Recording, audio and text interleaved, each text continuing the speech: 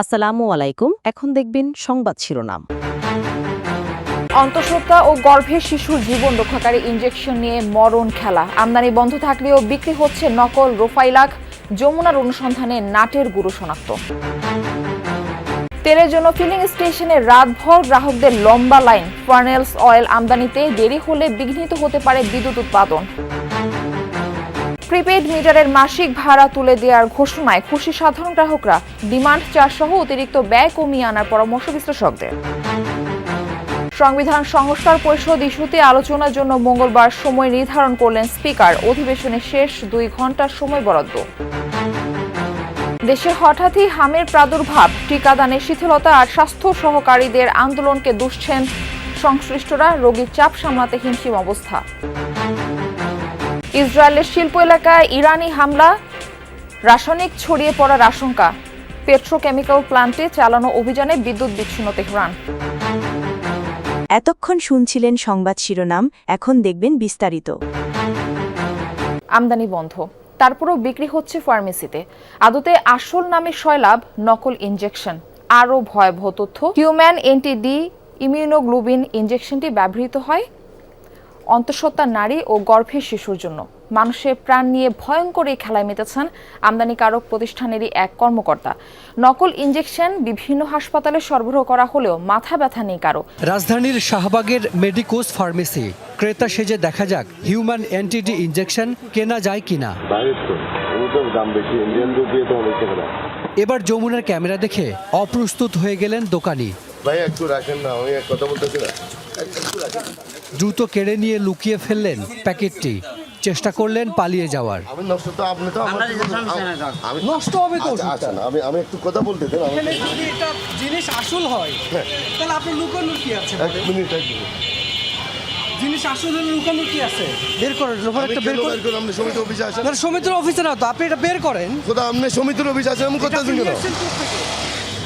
এটা কোথা থেকে নিয়ে আসছেন? আমি মিটফোর্ড থেকে আনছি ভাইয়া।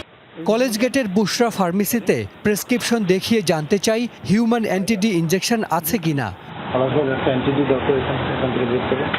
ফ্রিজ থেকে বের করে দিলেন দোকানি, দাম 4,500 টাকা।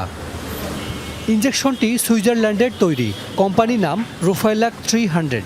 আমদানিকারক হিসেবে মোড়কে লেখা ইন্টারন্যাশনাল এজেন্সি বিডি লিমিটেড। সরকারের তরফ থেকে বারবারই বলা হচ্ছে সংকট নেই, অথচ মধ্যরাতেও রাজধানীর বেশিরভাগ পেট্রোল পাম্পে ছিল না জ্বালানি তেল। চোখে পড়ে গ্রাহকদের লম্বা লাইন। সোমবার ভোর রাতে রাজধানীর বিভিন্ন এলাকা ঘুরে দেখা যায় কোথাও পাম্প বন্ধ, আবার কোথাও স্বল্প পরিমাণে বিক্রি হচ্ছে তেল। দীর্ঘ লাইনে ঘন্টার পর ঘন্টা অপেক্ষা করছেন মোটরসাইকেল ও প্রাইভেট কার চালকরা। সরবরাহে অস্বাভাবিকতা এবং ভোক্তাদের মধ্যে অনিশ্চয়তা মিলিয়ে অঘোষিত সংকট তৈরি হয়েছে পাম্পে। চালকদের অভিযোগ, দীর্ঘ সময় লাইনে দাঁড়িয়ে নষ্ট হচ্ছে কর্মঘণ্টা। সরকারের সঠিক তদারকির অভাবে দেখা দিয়েছে এই বিশৃঙ্খলা। এদিকে তেল মজুদ আর সরবরাহে অসামঞ্জস্যতা রুখতে তদারকিতে প্রত্যেক পাম্পে কর্মকর্তা নিয়োগ দেওয়া হলেও তাদের দেখা মেলেনি। এখানে আস্তে আস্তে 12:30 বেজে গেছে, তো ভাবলাম যে একটু তেলটা নিয়েই যাই।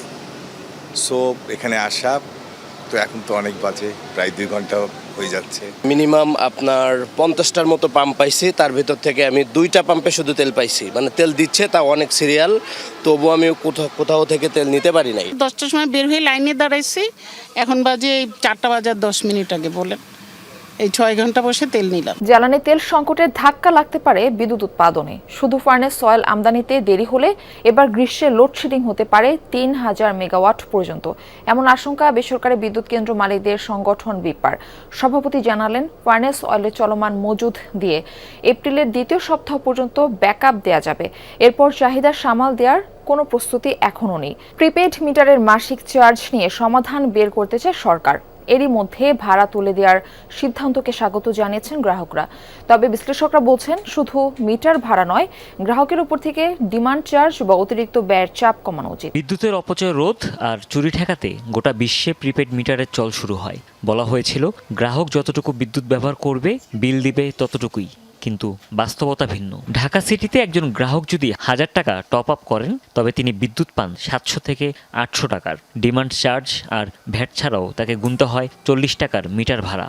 মিটারের দাম শোধ হয়ে গেলেও এই খরচ থেকে মুক্তি নেই দেশজুড়ে 50 লাখের বেশি প্রিপেইড গ্রাহকের। বিদ্যুৎ গ্রাহকদের এই বাড়তি খরচ কমানোর চেষ্টা করছে সরকার।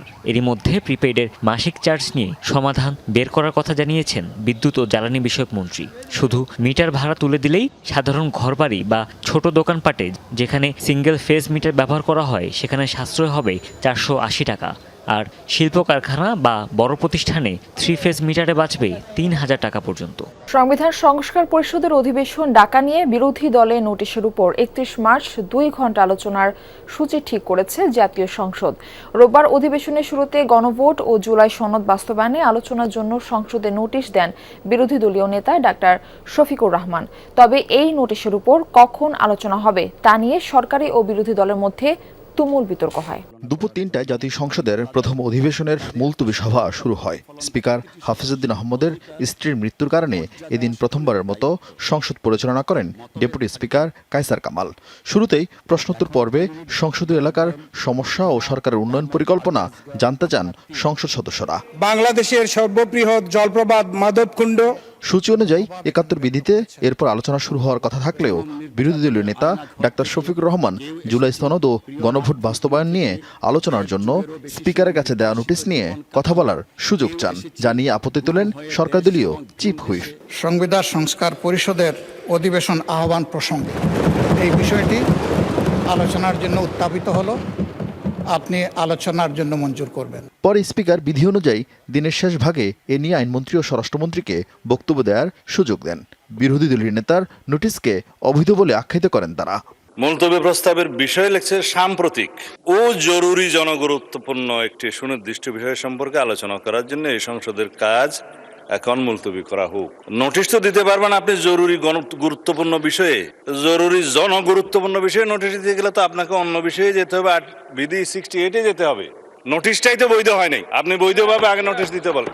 যদি ধরে উনি রাইটলি 62-তে উনি বলছেন, তাহলে উনি শুধু ওনার প্রস্তাবটা উত্থাপন করতে পারবেন। দেশে হঠাৎ করেই বাড়ছে হাম আক্রান্ত রোগীর সংখ্যা, যাদের প্রায় সবাই শিশু। এখন পর্যন্ত হামে 8 শিশু মৃত্যু হয়েছে, যাদের মধ্যে ময়মনসিংহ বিভাগে 5 জন এবং রাজশাহী বিভাগে 3 জন।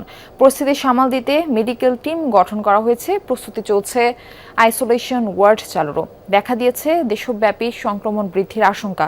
প্রশ্ন উঠেছে, হঠাৎ কেন বাড়ছে হামের প্রকোপ? কোনো শরণার্থী শিবির নয়, এটি ময়মনসিংহ মেডিকেল কলেজ হাসপাতালের শিশু ওয়ার্ড। এখানেই চিকিৎসা নিচ্ছে হামে আক্রান্ত শিশুরা।